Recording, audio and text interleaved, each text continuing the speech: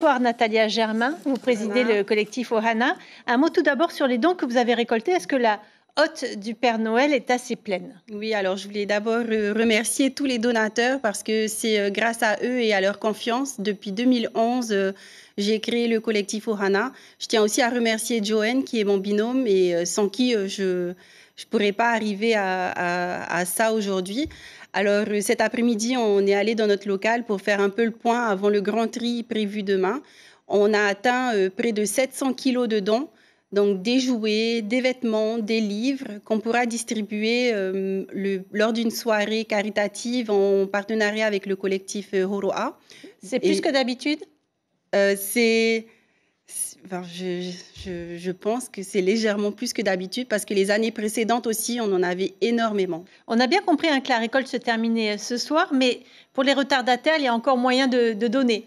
Il y a toujours possibilité de donner. Demain, ils peuvent nous rejoindre à notre local lors du tri. Ils peuvent encore nous joindre sur nos numéros qui sont affichés sur notre page Facebook et pourront nous déposer leurs dons entre 8h et 10h, pas plus parce qu'après, on doit déjà préparer les paquets qui sont prévus pour les offrir le soir du mardi. Alors, quelle est l'histoire des familles que vous aidez? Est-ce que c'est le Covid, l'inflation qui les a touchés de plein fouet?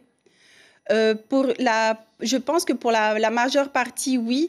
Il y en a qui étaient déjà dans cette difficulté et d'autres, oui, qui ont été frappés par cette pandémie. Après, je remarque surtout que la population polynésienne reste quand même solidaire, puisqu'avec tout ce qu'on a pu récolter, on voit qu'il y a cette générosité. Et moi, j'en suis vraiment reconnaissante. Il y a aussi les grandes sociétés qui... Oui, cette année, beaucoup de grandes sociétés nous ont aidés à faire des points de collecte surtout, ce qui a pu nous soulager. Et ensuite, beaucoup de bénévoles aussi, que je remercie parce que grâce à eux, ces petits lutins de Noël ont pu aller récolter les jouets pour les acheminer vers notre local. Alors, c'est votre 12e édition, vous agissez quasiment en nom propre, mais on sait que vous êtes greffière, vous travaillez au tribunal. Il y a une confiance qui s'est installée au fil des ans? Oui, une confiance et ça se voit parce que même à titre personnel, j'ai collecté des fonds où je demandais à des amis, à mon entourage de pouvoir m'aider à financer 2 poussettes et une fontaine à eau.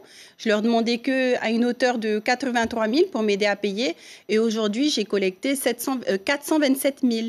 Donc je me dis quand même, cette confiance, je l'ai gagnée.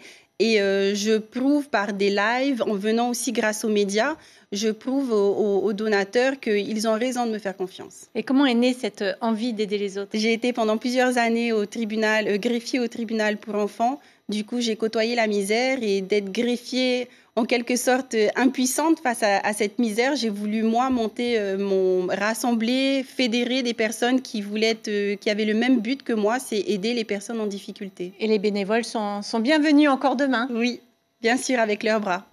Un grand merci, Natalia Germain. Je rappelle que vous êtes donc la présidente du collectif Ohana. Merci d'avoir passé ce petit moment avec nous.